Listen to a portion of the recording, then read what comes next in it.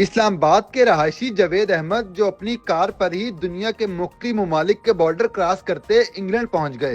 Iran का visa लिया, मैंने कहा चले खुद निकलते खुद एक्सपीरियंस करते हैं। 29 दिन लग गए यूके तक पहुंचते हुए। बस ये 4 वीज़ों की ज़रूरत है और हिम्मत की ज़रूरत है।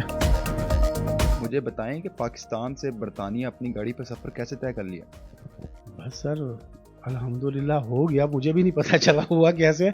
अब मुझे जब हमने यूट्यूब चैनल भी बनाया एक ना, उस पर जब रिस्पॉन्स हमें आ रहा है जिस तरह, तो हम भी वो ज़रा ज़्यादा वो हो गया एक्साइटेड, यार इतना लोग चाह रहे हैं कि ये जर्नी करे कोई। असल में ये सफ़र जब मैं शुरू करने लगा था ना, तो मैंने यूट्यूब पे काफ़ी सर्च किया कि मुझे कोई रहनुमाई मिल जाए कि यार किसी पाकिस्तानी भाई ने सब्ज़ पासपोर्ट पे अपनी गाड़ी पे ये जर्नी की हो।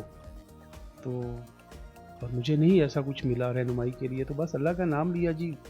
यूके का वीज़ा वैलिड था, शेंजन का मुझे सिंगल एंट्री मिल गया, टर्की का मैंने ई वीज़ा लिया, ईरान का वीज़ा लिया। मैंने कहा चले खुद निकलते खुद एक्सपीरियंस करते हैं।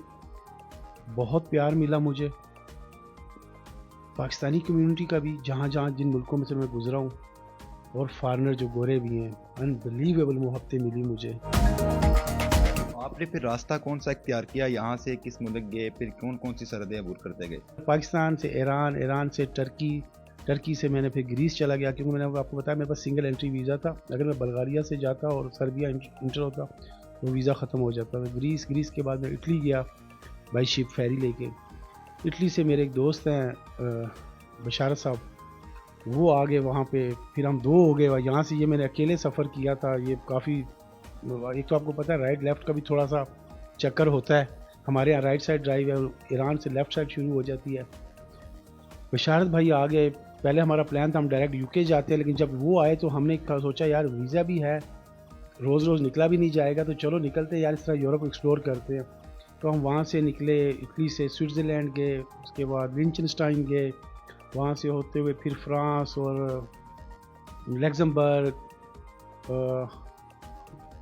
और नेदरलैंड, वहाँ से जर्मनी, फ्रांस, स्पेन, मतलब काफ़ी मुल्क हमने घूमे।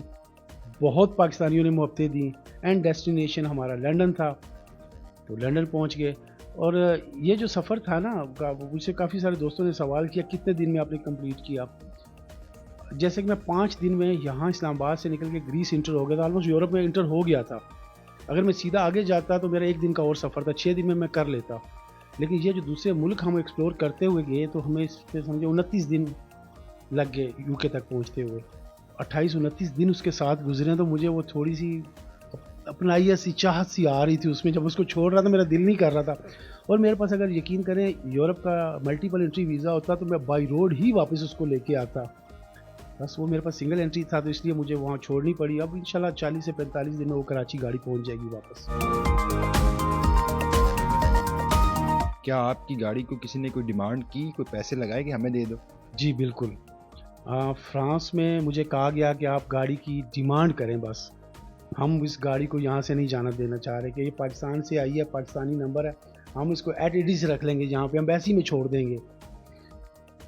और स्पेन में भी सेम यही बातें मुझसे कही। बशारत साहब इवन जब हम स्पेन पहुँचे, जो मेरे साथ थे, उनके भाई मिलके उन्होंने स्पेशली मुझसे रिक्वेस्ट की कि अगर आप गाड़ी देना ही चाहते तो हमें यहाँ के दे के जाएँ।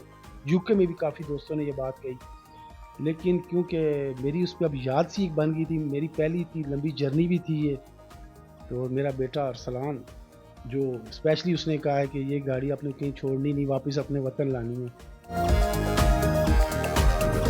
किसी सरहद पर गाड़ी तो नहीं रोकी गई, किसी बॉर्डर पे आपको रोक के आपकी चेकिंग की गई हो, और गाड़ी फिर उन्होंने किस तरह जाने दी? देखिए, गाड़ी का तो ये एक तरीकाकार होता है कि हर मुल्क में एक ऑटोमोबाइल एसोसिएशन होती है, जहाँ से गाड़ी का कार्नेट द पासेज बनता है, यानी पासपोर्ट कह लें गाड़ी का।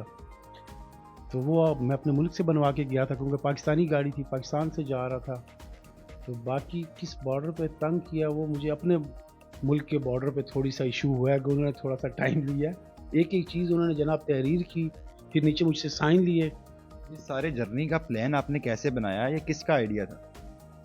सर ये प्लान जो था, मैंने काफ़ी जब यूट्यूब पे मैं ये सर्च कर रहा, पाकिस्तानी किसी ने जर्नी की है, मुझे नहीं मिला।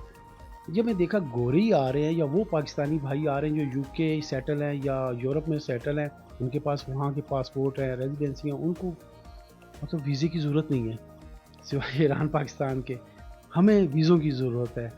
तो मैंने कहा हमारे पाकिस्तानी भाई भी शौक तो बहुत रखते हैं जाने का, सिर्फ थोड़ी अवेयरनेस नहीं थी उन्हें, तो मैंने कहा यार खुद भी एक्सपीरियंस करता हूँ और एक यूट्यूब चैनल भी मैंने बना दिया इसीलिए कि यार वो भी जाना चाहें तो उनको भी तकलीफ ना हो। बड़ा स्मूथ प्रोसेस है, बहुत जब लीगली आप जाते हैं किसी भी मुल्क आपको वेलकम करते हैं वो, उन्हें भी पता है टूरिस्ट है यहाँ आया है, तो टूल प्लाजे देगा, होटल में रहेगा, खाना खाएगा, टैक्स पैसे दे के जाएगा ना। बहुत मोहब्बत करते हैं टूरिस्टों के साथ, अनबिलीवेबल। आपने इतनी सरहदें घूमी हैं, मुझे बताएं सबसे सस्ता मुल्क आपको कौन सा लगा? सबसे सस्ता मुल्क ईरान। सबसे पेट्रोल महंगा कौन सा है? सबसे महंगा ऑलमोस्ट यूरोप सारा ही, मतलब कंपेयर करें सबसे बड़ा खर्चा, क्योंकि देखिए 3100 किलोमीटर ये बॉर्डर का ये एरिया था जो मैंने क्रॉस किया। पेट्रोल 11 रुपये लीटर, पाकिस्तानी 11 रुपये लीटर। मेहमान नवाज वो लोग हद से ज़्यादा, मैंने कहीं कॉफ़ी ली है उन्होंने पैसे नहीं लिए कि आप मेहमान हो हमारे। टूल प्लाजे पे भी 1-2 टूल प्लाजे मैंने टोटल देखे, एक ने मुझसे पैसे नहीं लिए, एक ने 30 रुपये जो वहाँ का लोकल कोई टूल प्लाजा। अब देखिए 3100 किलोमीटर और 2 टूल प्लाजे सिर्फ, मैं बड़ा सरप्राइज हुआ उस पर भी। अपने वीज़े के मुतालिक बताएगा कि ये सारा प्रोसीजर आपने कितने अरसे में किया और कैसे पूरा किया? हाँ, ये ऐसे है कि मेरे पास यूके का वीज़ा पहले वैलिड था, शेंजन का वीज़े का 1 माह लग गया, मतलब आने में प्रोसेसिंग टाइम होता है इनका जेरिस का। ईरान का, टर्की का जो था मैंने वो शेंजन के बिहाफ पे ई वीज़ा ले लिया। ईरान का इजी मिल जाता है, जहाँगर्दी का वीज़ा, मतलब टूरिस्ट जहाँगर्द को कहते हैं, वो इजी मिल जाता है।